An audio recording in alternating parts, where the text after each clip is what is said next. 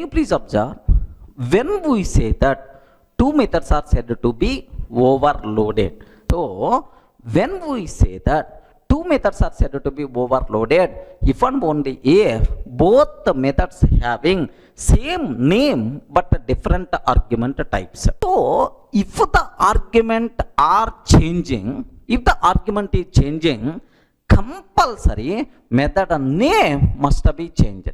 But in Java, we are not having any such type of complexity, sir. Because in Java, you can take same ABS method for int type, same ABS method for long type, same ABS method for float type also. Because in Java, we can take same name, multiple methods with the same name with the different argument types is allowed, which is nothing but method of overloading. When we say that two methods are said to be overloaded, both methods having same name but different argument types is called overloaded methods.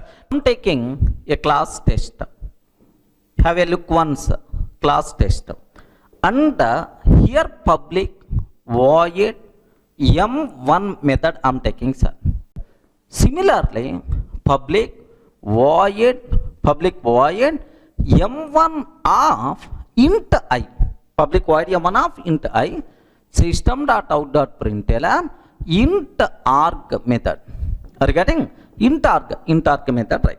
Sir, now public void m1 method, public void m1 method of double d, sir.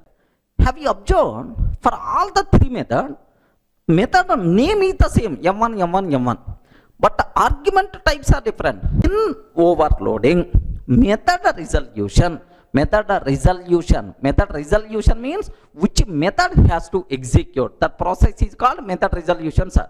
In overloading, method resolution always takes care by compiler. That's why overloading is also known as compile time polymorphism. Are you getting what is this one, sir? Overloading is also known as compile time polymorphism. Compile time polymorphism or static polymorphism. Static polymorphism or early binding.